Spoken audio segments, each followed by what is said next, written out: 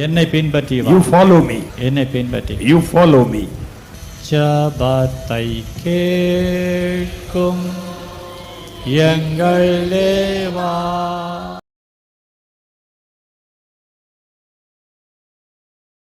நீர் எனக்கு தருவீர் சமாதானம், நீர் எனக்கு தருவீர் சந்தோஷம், நீர் எனக்கு தருவீர் சமாதானம், நீர் எனக்கு தருவீர் சந்தோஷம். கலங்காதே என் மனமே, கண்மணி போல் உன்னை காத்திடுவார். கலங்காதே என் மனமே, கண்மணி போல் உன்னை காத்திடுவார். நீரே வழி, நீரே சத்தியம், நீரே ஜீவன் இயேசையா. எனக்கு நீரே வழி, நீரே சத்தியம், நீரே ஜீவன் இயேசையா. நீர் எனக்கு தருவி சமாதானம், நீர் எனக்கு தருவி சந்தோஷம், நீர் எனக்கு தருவி சமாதானம், நீர் எனக்கு தருவி சந்தோஷம். நீரே வழி, நீரே சத்தியம், நீரே ஜீவன் இயேசையா. எனக்கு நீரே வழி, நீரே சத்தியம், நீரே ஜீவன் இயேசையா. காலை நேரத்திலும் நம்முடைய வசனத்திற்கு நேராய் நாங்கள் வருகிறோம். எவரீர் எங்களோடு கூட பேசுவீராக, எங்களை பலப்படுத்துவீராக. இயேசுவின் நாமத்தில் பிதாவே, ஆமென். கர்த்தருடைய நாமம் மகிமைப்படுவதாக. என்னோடு கூட இந்த காலை நேரத்திலும் உபாகமம் 11ஆம் அதிகாரம் 12வது வசனத்தை நீங்கள் எடுத்துக்கொள்ளுங்கள். நான் அதை உங்களுக்காக வாசிக்கின்றேன். உபாகமம் 11ஆம் அதிகாரம் 12வது வசனத்தை நான் உங்களுக்காய் வாசிக்கின்றேன். அது உன் தேவனாகிய கர்த்தர் விசாரிக்கிற தேசம், வருஷத்தின் துவக்கம் முதல் வருஷத்தின் முடிவு மட்டும் எப்பொழுதும் உன் தேவனாகிய கர்த்தரின் கண்கள் அதன் மேல் வைக்கப்பட்டிருக்கும். கர்த்தருடைய நாமம் மகிமைப்படுவதாக. இந்த நாளிலும் வருஷத்தினுடைய முதலாவது கர்த்தருடைய நாளுக்குள்ளே நாம் வந்திருக்கிறோம். ஒரு வருஷத்தினுடைய துவக்கத்திலே நாம் வந்திருக்கிறோம். இந்த வருஷத்தில் ஏறக்குறைய 52 வாரங்கள் நமக்கு வருகிறது. 52 வாரங்களினுடைய முதல் நாளிலே நாம் வந்திருக்கிறோம். இந்த 52 வாரங்கள் என்று சொல்லும் பொழுது இந்த 52 டக்குன்னு ஒரு ஞாபகம் வருது. 52 அப்படின்னா கரெக்டாக இந்த 52 வாரத்தை தாண்டிட்டோன்னா தேவன் நம்முடைய குடும்பத்தில் கட்டப்பட வேண்டிய காரியங்களை அவர் கட்டுவார். நான் சொல்லுகிறேன், 52 ஞாயிற்றுக்கிழமையும் தேவ சமூகத்திலே நீங்கள் சரியாய் வந்து தேவ சமூகத்தை ஆராதிப்பீர்கள் என்று சொன்னால், நீங்கள் 52 வாரம் தேவ சமூகத்திலே கட்டுவித்த காரியத்தை தேவன் உங்களுக்கு பகிரங்கமாய் அவர் கட்டுவிக்கிற காரியத்தை செய்வார். அல்லேலூயா, அல்லேலூயா. கட்டப்படாதவைகள், பாழாய் கிடக்கிறவைகள், ஒன்றுக்கும் உதவாதவைகள், தள்ளப்பட்டவைகள் எவைகளாய் இருந்தாலும் நீங்கள் செய்ய முடியாத ஒரு காரியத்தை 52 வாரமும் தேவ சமூகத்திலே நீங்கள் வருவீர்கள் என்று சொன்னால், இந்த 52 ஞாயிற்றுக்கிழமையினுடைய ஆராதனை நம்முடைய வாழ்க்கையிலே பாழாய் கிடக்கிற ஒரு காரியத்தை கட்டி எழுப்ப தேவன் கிரியை செய்ய வல்லவராய் இருக்கிறார். கரங்களை தட்டி கர்த்தரை சோதரிப்போம். அல்லேலூயா, அல்லேலூயா, அல்லேலூயா. வருஷத்தினுடைய துவக்கம் முதல் வருஷத்தினுடைய முடிவு மட்டும் எப்பொழுதும் உன் தேவனாகிய கர்த்தரின் கண்கள் அதின் மேல் வைக்கப்பட்டிருக்கும். இந்த வசனத்தை நாம் நன்றாய் அறிந்திருக்கிறோம். மோசே இஸ்ரவேல் ஜனங்களுக்கு அதை சொல்லுகிறார். எதை முக்கியப்படுத்துகிறார் என்று சொன்னால், தேவன் உங்களுக்கு கொடுக்க போகிற ஒரு தேசம் உண்டு, பாலும் தேனும் ஓடுகிற ஒரு தேசத்தை வாக்குத்தத்தம் பண்ணியிருக்கிறார். இந்த வாக்குத்தத்தம் பண்ணின தேசத்திற்கு நீங்களும் நானும் போகும்படி அழைக்கப்பட்டிருக்கிறோம். அந்த தேசம் எப்படிப்பட்டது என்று சொன்னால், கர்த்தருடைய கண்கள் எப்பொழுதும் அந்த தேசத்தின் மேல் இருக்குமா? அல்லேலூயா, அல்லேலூயா. நான் இதை வாசிக்கும் பொழுது கர்த்தர் எனக்கு ஞாபகப்படுத்தினார்.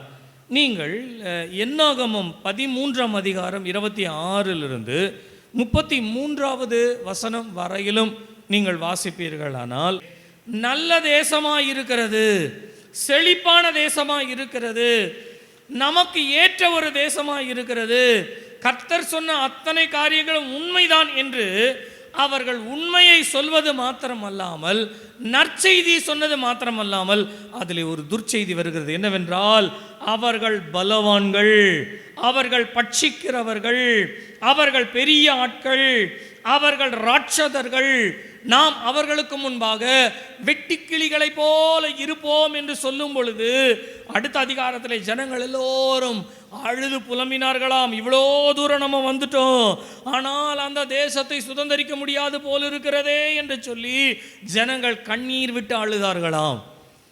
எந்த தேசமானது பலவான்களும் ராட்சதர்களும் பட்சிக்கிறவர்களுமா இருக்கிறதோ, அந்த தேசத்தை பற்றி ஆண்டவர் என்ன சொல்லுகிறார் என்று சொன்னால், நான் அது விசாரிக்கிற தேசம், அதே நேரத்தில் என்னுடைய கண்கள் எப்பொழுதும் அந்த தேசத்தின் மேல் வைக்கப்பட்டிருக்கிறது. அல்லேலூயா, அல்லேலூயா.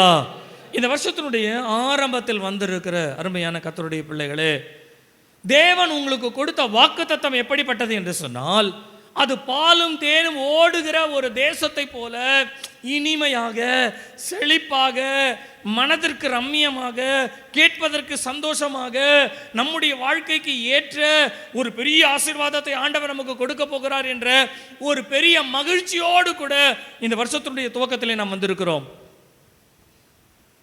ஆனால் இங்கிருந்து நீங்கள் கடந்து போக வேண்டிய இந்த வருஷத்தை நீங்கள் யோசிப்பீர்கள் என்று சொன்னால், இந்த வருஷத்தில் நான் சொல்லுகிறேன், நீங்கள் செய்ய வேண்டிய வேலை பெரிய வேலையாக இருக்கிறது. அதற்கு பின்பாக அதனுடைய முடிவின் ஆசீர்வாதத்தை ஆண்டவர் நமக்கு சொல்லிவிட்டார். ஆனால் ஒரு பெரிய வேலை இருக்கிறது, இதை நான் எப்படி முடிக்க போகிறேன்? ஒரு பெரிய காரியத்தை நான் நிறைவேற்றி இருக்கிறது, அதை நான் எப்படி நிறைவேற்ற போகிறேன்? கொடுக்கல் வாங்கல் என்ற காரியத்திலே எனக்கு ஒரு பெரிய பாரம் இந்த வருஷத்தில் இருக்கிறது, இதை நான் எப்படி முடிக்க போகிறேன்? என் பிள்ளைக்கு, என் குடும்பத்திற்கு நான் செய்ய வேண்டிய கடமைகள் நிறைய இருக்கிறது. போன வருஷத்தில் செய்யவில்லை, போன காலங்களில் செய்ய முடியவில்லை, ஆனால் இந்த வருஷத்தில் செய்துதான் ஆக வேண்டும். இந்த காரியத்தை செய்வதற்கு எனக்கு பலன் இல்லை, திராணி இல்லை, முடியாத நிலைமையிலே தேவன் கொடுத்த வாக்குத்தத்தம் நமக்கு என்னவோ ஒரு பெரிய ஆசீர்வாதத்தின் சந்தோஷமா இருக்கிறது. ஆனால் அதற்குள்ளே கடந்து போக வேண்டிய பாதை என்னவோ பெரிய ஆட்கள், ராட்சதர்கள், முடியாது, நம்மால் ஒன்றும் செய்ய முடியாது, நமக்கு முன்பாய் வைக்கப்பட்டிருக்கிற ஒரு பெரிய காரியம் இருக்கிறது. இந்த காரியத்திற்கு முன்பாய் நாம் வெட்டுக்கிளிகளைப் போல இருக்கிறோம். You might have a happiness of great promise of God. At the same time, you have such a burden that you cannot go through this path. இந்த வழியிலே நீங்கள் போக முடியாது என்ற ஒரு பயத்தோடு, பாரத்தோடு, ஆனால் செய்ய வேண்டிய காரியம் பெரிதாய் இருக்கிறது என்ற பயத்தோடு, ஆனால் அதற்கு பின்பாக ஆண்டவர் என்ன செய்ய போகிறேன் என்ற வாக்குத்தத்தத்தை கொடுத்திருக்கிறார். ஒரு பகுதியிலே வாக்குத்தத்தம் நமக்கு சந்தோஷத்தை கொடுக்கிறது, ஆனால் நாம் போக வேண்டிய பாதை நமக்கு பயத்தை கொடுக்கிறது. இந்த பயத்தின் மத்தியிலே இந்த வாக்குத்தத்தத்தை நிறைவேற்றுவதற்கு ஆண்டவர் சொல்லுகிறார், நீ எதை கொண்டு எதனை கொண்டு நீ பயந்து கொண்டு உன் இருதயத்தில் கலங்கி கொண்டு இந்த வருஷத்தினுடைய ஆரம்பத்தில் வந்திருக்கிறாயோ அதை குறித்து நான் உனக்கு சொல்லுகிறேன். நீ கவனிக்கிற அதே காரியத்தை என் கண்களும் கவனிக்கிறது. அல்லேலூயா, அல்லேலூயா. ஆனால் உன்னுடைய பார்வைக்கு அவைகள் பெரிதாய் இருக்கிறது, என்னுடைய பார்வைக்கு அவைகள் ஒன்றுமில்லாமல் இருக்கிறது. அல்லேலூயா, அல்லேலூயா. நீ பாரத்தோடு பயப்படுகிற காரியம் உனக்கு முன்பாய் பெரிதாய் இருக்கலாம், ஆனால் அவைகளின் மேல் என் கண்கள் நோக்கமாய் இருக்கிறபடியினாலே நீ பெரிதாய் பார்க்கிறதை நான் சாதாரணமாய் பார்க்கிறேன். நீ கடக்க முடியாத ஒரு பாரத்தை நான் உன்னை சாதாரணமாய் கடக்க பண்ணுகிற கர்த்தர் உன்னோடு கூட இருக்கிறேன் என்ற வார்த்தையை தான் உபாகமம் 11:12 வசனத்தில் ஆண்டவர் சொல்லுகிறார். என்னுடைய கண்கள் அவைகள் மேல் வைக்கப்பட்டிருக்கிறது. அல்லேலூயா, அல்லேலூயா. இந்த காலை நேரத்திலே கர்த்தர் உங்களோடு கூட பேசுவாராக. The eye of the Lord upon, தேவனுடைய கண்கள் அதன் மேல் இருக்கிறது, அதன் மேல் வைக்கப்பட்டிருக்கிறது. நீங்கள் எந்தெந்த காரியங்களை இந்த வருஷத்திலே தாண்டி போக போகிறீர்களோ, எதையெல்லாம் கடக்க வேண்டும் என்று உங்களுக்கு முன்பாய் வைக்கப்பட்டிருக்கிறதோ அவைகளை எல்லாவற்றையும் கடந்து போவதற்கு உங்களுடைய கண்கள் அல்ல, உங்களுக்குள்ளே இருக்கிற கர்த்தருடைய கண்களின் மூலமாய் நீங்கள் கடக்க போகிறீர்கள். அல்லேலூயா, அல்லேலூயா, அல்லேலூயா. கர்த்தருடைய நாமம் மகிமைப்படுவதாக. நீங்கள் பார்க்கிற பெரிய காரியம் தேவனுக்கு சிறியதாய் இருக்கிறது. அப்படியானால் இந்த பெரிய காரியத்தை நாம் சிறியதாய் தாண்டுவதற்கு ஒரே ஒரு வழி இருக்கிறது. நீங்களும் நானும் சொல்ல வேண்டிய ஒரு காரியம் என்னவென்றால், இத்தனை பெரிய காரியங்களை பார்க்கிலும் என் தேவன் மகா பெரியவராய் இருக்கிறார். அல்லேலூயா, அல்லேலூயா. நான் பார்க்கிற காரியத்தை பார்க்கிலும் தேவன் பெரியவராய் இருக்கிறார். என்னுடைய காரியத்தை பார்க்கிலும், என்னுடைய சூழ்நிலையை பார்க்கிலும், எனக்கு முன்பாய் வைக்கப்பட்டிருக்கின்ற ஒரு பெரிய காரியத்தை பார்க்கிலும் என் தேவன் பெரியவர். எத்தனை பேர் சொல்ல முடியும்? கர்த்தர் பெரியவர், கர்த்தர் பெரியவர், கர்த்தர் பெரியவர்.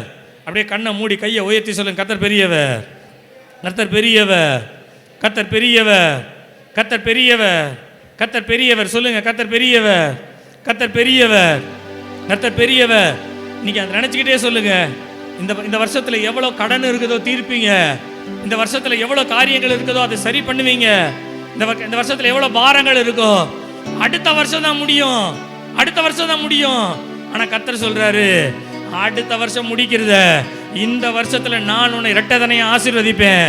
அடுத்த வருஷத்துல நீ சாதாரணமாய் அவைகளை முடிப்பாய். அடுத்த வருஷத்திற்கு தேவையானதையும் ஆண்டவர் இஸ்ரவேல் ஜனங்களுக்கு சொல்லுகிறார். நீங்கள் 6 வருஷம் விதைங்க, 7வது வருஷம் விதைக்க கூடாது. தேவ சமூகத்தில் அந்த வருஷத்தை காத்திருக்க விடுங்க.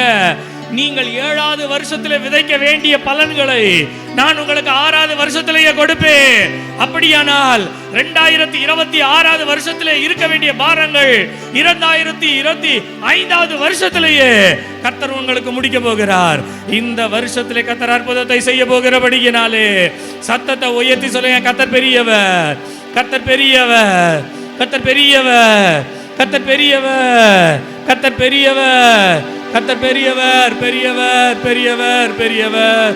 நீர் பெரியவர், அற்புதங்கள் செய்பவர், உம்மை போல யாரும் இல்லை.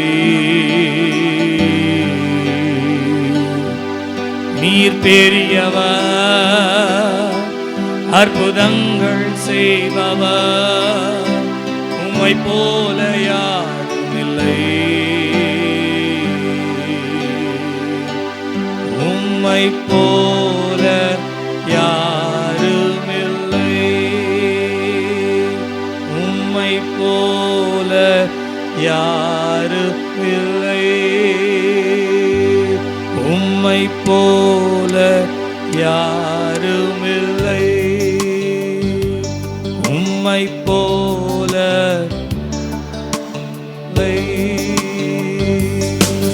நீர் பெரியவர்,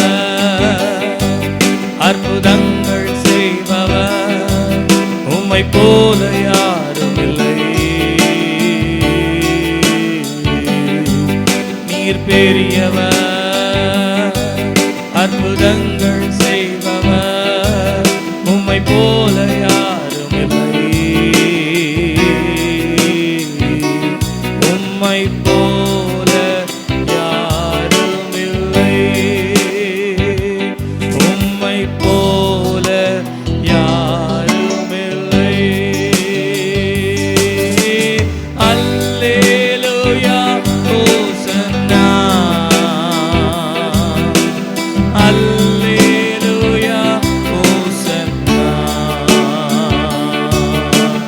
அல்லேலூயா ஹோசன்னா, அல்லேலூயா ஹோசன்னா, அல்லேலூயா ஹோசன்னா, அல்லேலூயா ஹோசன்னா, அல்லேலூயா ஹோசன்னா, அல்லேலூயா ஹோசன்னா. நீ பெரியவர், அற்புதங்கள் செய்பவர், உம்மை போல யாரும் இல்லை. நீர் பெரியவர், அற்புதங்கள் செய்பவர், உம்மை போல யாரும் இல்லை, உம்மை போல யாரும் இல்லை, உம்மை போல யாரும் இல்லை.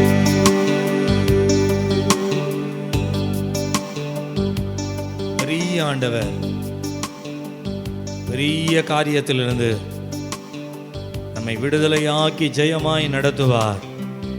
இந்த வருஷத்திலே நடத்துவார். கரங்களை தட்டி கர்த்தரை சோதரிப்போம். ஹல்லேலூயா, ஹல்லேலூயா, ஹல்லேலூயா. யாத்ராகமம் 18ஆம் அதிகாரம் 11வது வசனம். மோசேயினுடைய மாமன் எத்ரோ சொல்லுகிறார், உங்களுடைய கர்த்தர் எல்லா தேவர்களை பார்க்கிலும் அவர் பெரியவர் என்று நான் அறிந்திருக்கிறேன். 2 சாமுவேல் 7ஆம் அதிகாரம் 22வது வசனத்திலே தாவீது கர்த்தரீர் பெரியவர் என்று சொல்லுகிறார். ஏன் என்று சொன்னால், என்னுடைய குடும்பத்தை பார்க்கிலும், என்னுடைய குடும்பத்தை பற்றின காரியங்கள், வரப்போகிற காரியங்கள், ஆண்டுகள் எவ்வளவு இருக்கிறதோ, என்றைக்கோ எப்பொழுதோ வரப்போகிற ஒரு காரியம், வரப்போகிற தூரத்து செய்தியை நீர் எனக்கு தெரியப்படுத்தினபடியினாலே, ஆண்டவரே, தேவர்களிலே உம்மை போல ஒருவர், உம்மை காட்டிலும் பெரியவர் யாருமே இல்லை என்று தாவீது புகழுகிறார்.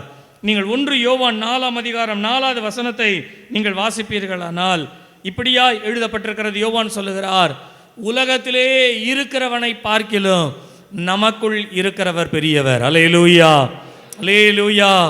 உலகத்திலே இருக்கிறவனை பார்க்கிலும் உங்களுக்குள் இருக்கிறவர் பெரியவர் என்று சொல்லுகிற நம்முடைய ஆண்டவர் பெரியவராய் இருக்கிறார். அல்லேலூயா, அல்லேலூயா.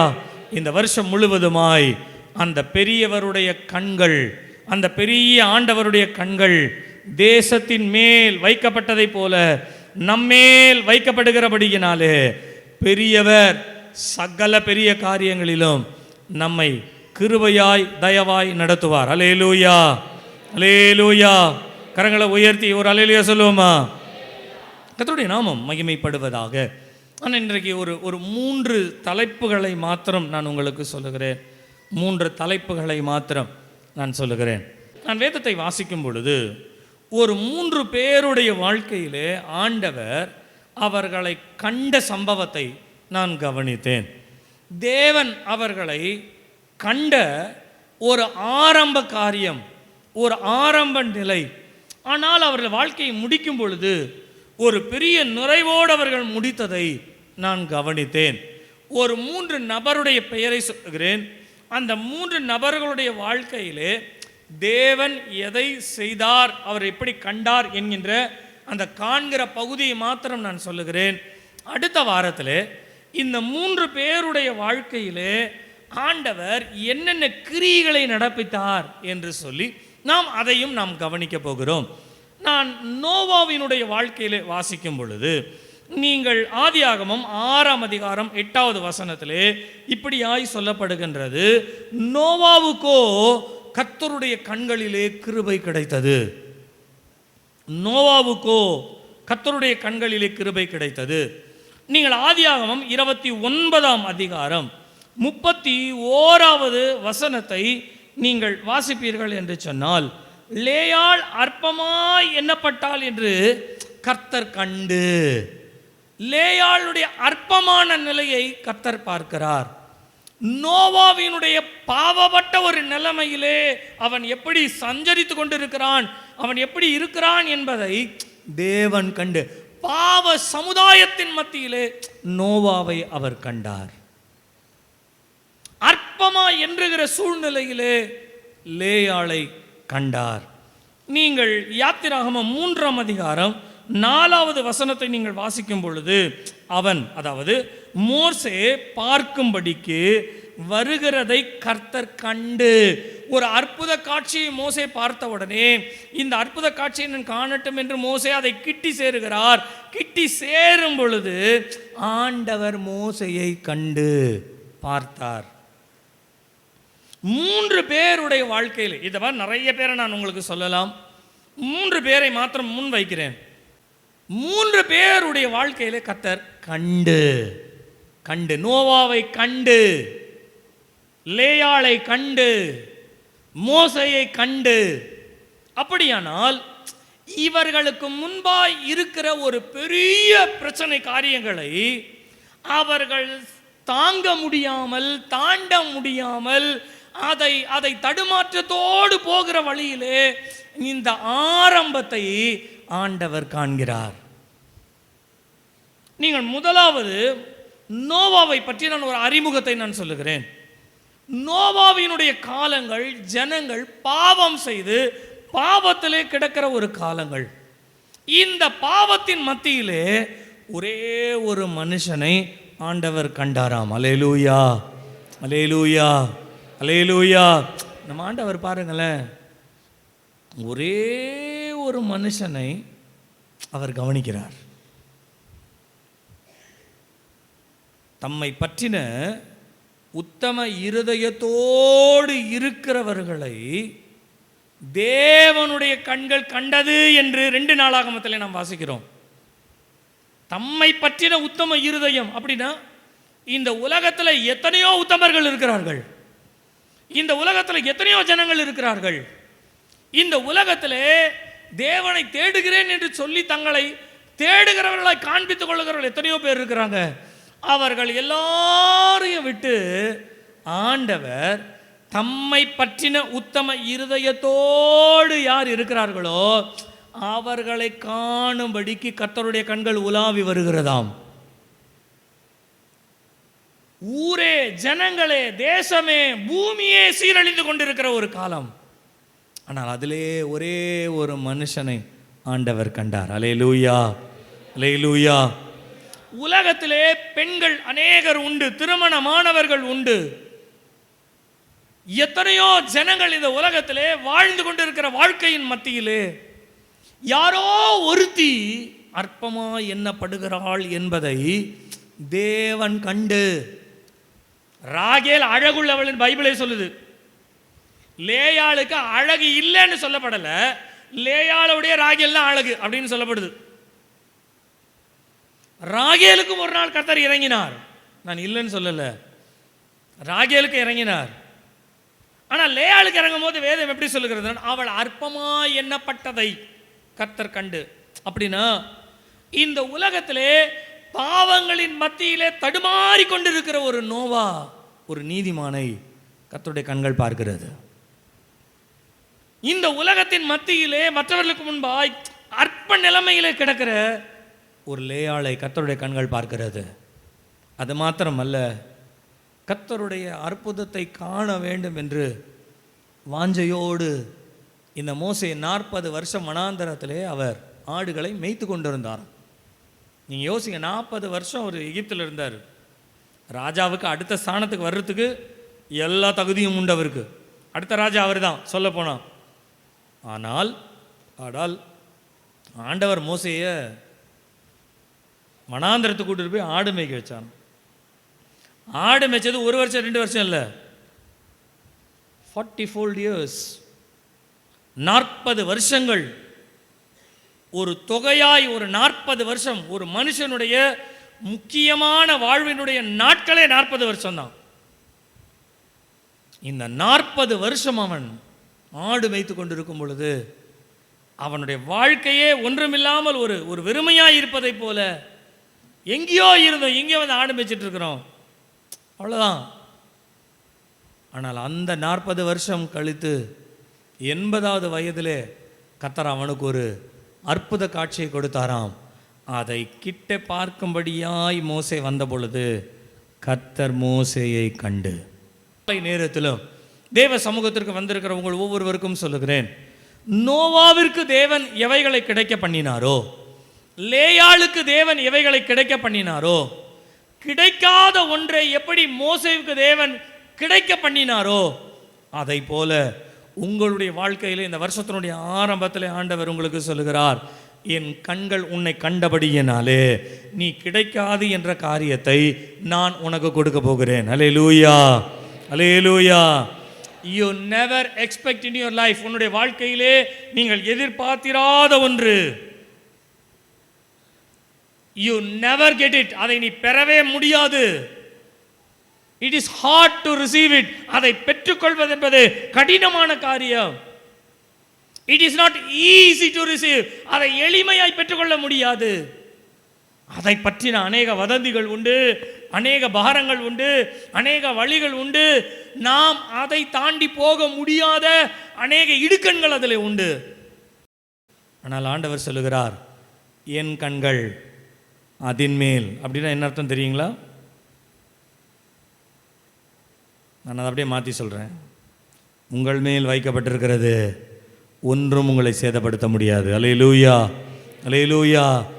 நான் எதை அடைவேன் என்று வாக்குத்தத்தம் பண்ணப்பட்டேனோ, எதை தேவன் எனக்கு செய்வார் என்ற வாக்குத்தத்தத்தை பெற்றேனோ, அதை இந்த வருஷத்திலே நான் நிறைவாய் பெற்றுக்கொள்ள போகிறேன். எத்தனை பேர் விசுவாசிக்கிறீங்க? எத்தனை பேர் நம்புறீங்க? எத்தனை பேருக்கு உண்மையான விசுவாசத்தோடு சொல்ல முடியும், கர்த்தர் அதை கிடைக்க பண்ணுவார், கர்த்தர் கிடைக்க பண்ணுவார், கர்த்தர் பெற்றுக்கொள்ள செய்வார், கர்த்தர் எனக்கு நன்மை செய்வார். விசுவாசிக்கிறவங்க எழுந்து நிற்போமா? எல்லாரும் எழுந்து நின்று நம்ம ஜெபம் பண்ணிட்டு முடிப்போமா? Praise the Lord. Hallelujah, hallelujah. எனக்கு கிடைக்க பண்ணுவார். I will receive it. கர்த்தருடைய கண் என் மேல் வைக்கப்பட்டிருக்கிறது. என் கண்களுக்கு எது பாரமாய் தோன்றுகிறதோ அது கர்த்தருடைய கண்களுக்கு லேசாய் தோன்றுகிறது, லேசாய் தோன்றுகிறது. அது அவருக்கு ஒரு லேசான காரியம், அவருக்கு அது லேசான காரியம். நீங்க சொல்லுங்க ஆண்டவரிடத்துல, லேசான காரியம். ஆண்டவரே, உமக்கு அது லேசான காரியம், உமக்கு அது லேசான காரியம். சொல்லுங்க, வாய்களை திறந்து சொல்லுங்க, லேசான காரியம், உமக்கது லேசான காரியம்,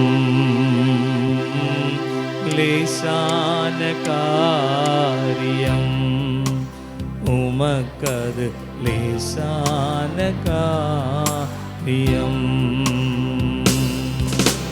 பலனுள்ளவன் பலனற்றவன், பலனுள்ளவன் பலனில்லாதவன், யாராயிருந்தாலும் உதவிகள் செய்வது லேசான காரியம். இயேசுவுக்கு லேசான காரியம், லேசான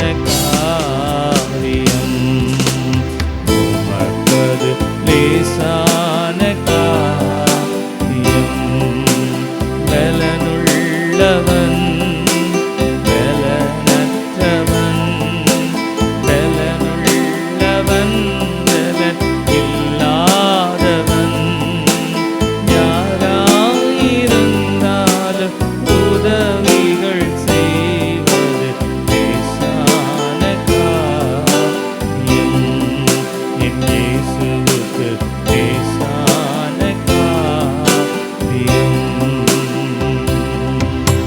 மண்ணை பிசைந்து மனிதனை படைப்பது லேசான காரியம். மண்ணை பிசைந்து மனிதனை படைப்பது லேசான காரியம். மன்னான மனுவுக்கு மன்னாவை அளிப்பதும் லேசான காரியம். மன்னான மனுவுக்கு மன்னாவை அளிப்பதும் லேசான காரியம். உமக்கது லேசான காரியம். என் இயேசுவுக்கு லேசான காரியம். லேசான காரியம். லேசான காரியம். பலனுள்ளவன் பலனற்றவன், பலனுள்ளவன் பலன் இல்லாதவன், யாராயிருந்தாலும் உதவிகள் செய்வது லேசான காரியம். இயேசுவுக்கு லேசான காரியம். என் இயேசுவுக்கு லேசான காரியம். ரெண்டு கரங்களையும் கூப்பி இந்த வருஷத்துல எது உங்களுக்கு பாரமான காரியமோ, எதை தாண்ட முடியாது, எதை சகிக்க முடியாது, எதை நிறைவேற்ற முடியாது, எதை செய்ய முடியாது என்று எதை குறித்து நீங்கள் பாரப்படுகிறீர்களோ அது கர்த்தருக்கு லேசான காரியம். என் கண்கள் அதன் மேல் வைக்கப்பட்டிருக்கிறது. நான் அதை விசாரிக்கிறவராயிருக்கிறேன். நான் அதை நிறைவேற்றுகிறவராயிருக்கிறேன்.